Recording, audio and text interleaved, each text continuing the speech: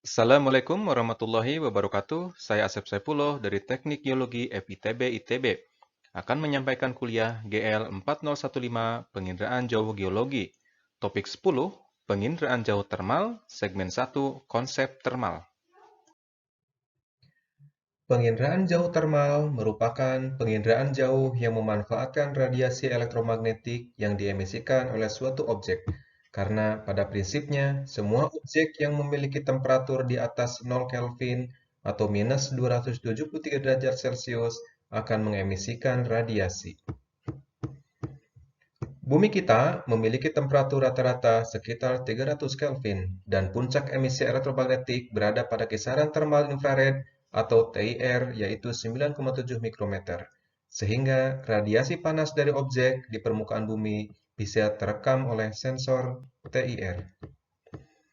Radiasi tidak memerlukan media rambat seperti halnya dengan konduksi atau konveksi, sehingga proses transfer energi bisa terjadi di ruang hampa.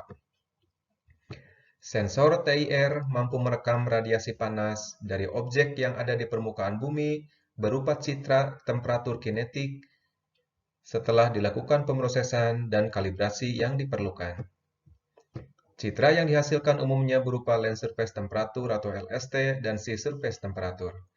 Citra tersebut bisa digunakan untuk pemantauan titik api, pendeteksian fitur geotermal di permukaan, temperatur kepundan, serta aktivitas lain yang berkaitan dengan radiasi panas. Batasan penginderaan jauh termal yang umum digunakan berada pada kisaran 3-14 mikrometer.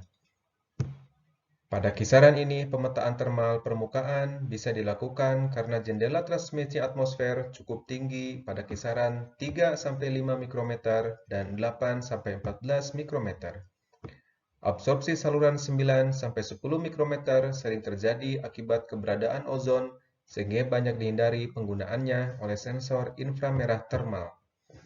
Kontaminasi refleksi matahari terjadi pada saluran 3-5 mikrometer untuk sensor yang bekerja di siang hari sehingga perlu perhatian khusus saat penggunaannya.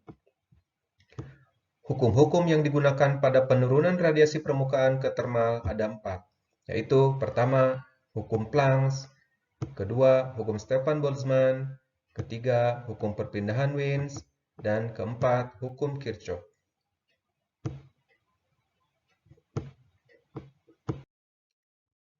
Radiasi yang diterima oleh material di permukaan bumi pada dasarnya merupakan akumulasi dari radiasi yang diserap, dipantulkan, dan diteruskan. Sehingga besarnya resultan radiasi setiap material untuk setiap saluran atau panjang gelombang nilainya akan 1. Besarnya nilai radiasi suatu material ini tergantung dari nilai emisivitas benda tersebut. Saat emisivitas material diketahui, temperatur absolut TKIN atau Tekin dapat diturunkan dari radiasi yang dipantulkan oleh material atau terad, sehingga terad akan berbanding lurus dengan Tekin dan konstanta emisivitas atau epsilon. Untuk benda hitam dengan nilai emisivitas 1, maka terad yang terekam oleh sensor akan sama dengan Tekin yang diukur di permukaan.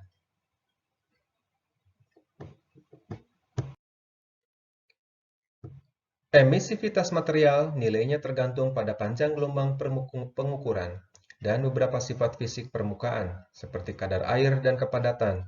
Berikut contoh beberapa nilai emisivitas material seperti air jernih, vegetasi, aspal, batuan basaltis, granitis, dan tanah pada pengukuran dengan panjang gelombang 8-14 mikron. Besarnya nilai emisivitas material di permukaan ini akan mempengaruhi pembacaan radiasi oleh sensor. Misalnya, emisivitas objek yang berbeda dapat memiliki terad berbeda meskipun Tekinnya sama. Kondisi ini yang perlu diperhatikan pada saat konversi radiasi ke temperatur material di permukaan. Berikut ditunjukkan variasi material yang diambil dengan sensor visible. Sedangkan kenampakan variasi material tersebut yang diambil dengan sensor termal akan menunjukkan radiasi temperatur permukaan atau terad sebagai fungsi emisivitas dan temperatur kinetik atau Tekin. Pipa yang mengkilap akan menunjukkan temperatur yang rendah sebagai akibat dari emisivitas yang rendah selain memang temperaturnya yang lebih rendah dari material di sekitarnya berupa kawah beruap. Demikian kuliah GL 4015 Penginderaan Jauh Geologi. Kita akan bertemu kembali pada segmen berikutnya. Terima kasih.